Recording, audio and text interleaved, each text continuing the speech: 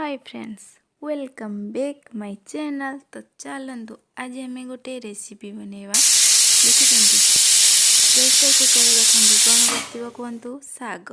तो देखु pressure cooker आपण मैंने साग के बन तो देखु केते सुंदर ये साग देखा देखुं पखाल भात सहित तो पूरा जबरदस्त। तो देखु आगर तो केवे भी एमती आपण मैंने बनई नथिबे।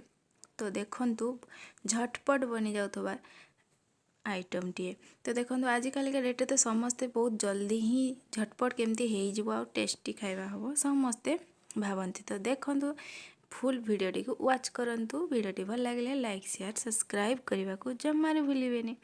तो देखो यहाँ कबी साग फुल कोबीर जो साग नुह से गुड़ाक देखूँ एमती फुल कोबी साग को रिमूव कर नहीं। देखो एमती रखी साग को ए पत्र को मु धोई नहीं। साग काटिला पुणी आम आउ थे धोइबा। तो देखु मुझे 2-3 प्रकार आज टिप्स शेयर करी। तो देखुं साग को एमती बड़ बड़ पीसेस रे काटी नहीं। तो देखु बहुत इजीली आपण मैंने केमती साग काटे आपण मैंने बहुत जल्दी काटी पारे।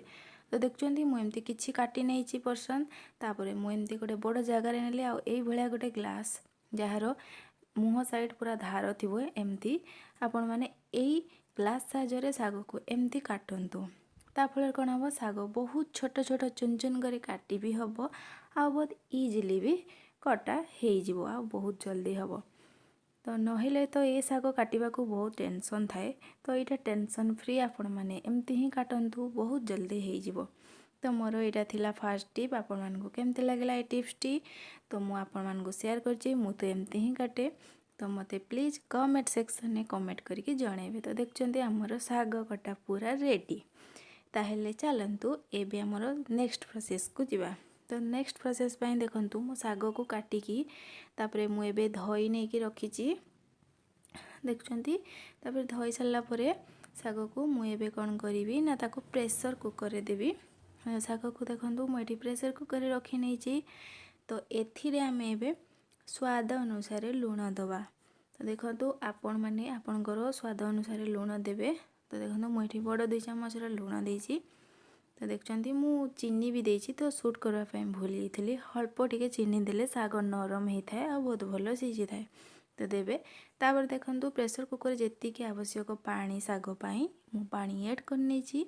एबे ताको आमे सीटी मारिया पर्यंत अपेक्षा करवा। तो हाई फ्लेम रे गोटे लो फ्लेम रे गोटे सीटी मारिबो 2टा सीटी रे हमर साग सीझीब। तो देखु साग पाई मुझे 2टा सुखिला लंका नहीं आ किछि रसुण नहीं। तो ये बेसी क्वांटिटी रसुण दरकार होता है ताकू मुझे छेंची नहीं। मोर सागर क्वांटिटी टिके अधिका थिला तो मु अधिका टिके रसुण नहीं। तो देखो आमर साग तो ये सीझी गला। देखुं केते सुंदर देखो साग सीझी किंतु गोटा गोटा रही। एबे आम साग को भाजिबा। तो देखो मुझे गोटे कड़ई रे सुखिला लंका दे देजी छिड़ेकी ता पूर्व मु 2 चामच बड़ तेल दे। तो देखो मु सुखिला लंका टिके कलर होला परे मु रसुण को छेंची रखि रसुण को देदेली। एथिरे आमे आउ किछि पकेबानी खाली एतिकी रे ही हमर साग भजा हबो। तो देखो रसुण हमर पूरा गोल्डन ब्राउन कलर हैला पर्यंत आमे माने एमती साग रसुण को भाजीबू। देखुंती रसुण कलर केते सुंदर हो आसलानी। एबे आमे सीझे रखि साग को देदेबा। तो आउ गोटे कथा फ्रेंड्स। तो देखो साग को जो आप सीझे काढ़े ना तार पानी को साइड करदे साग रू छाणी ने।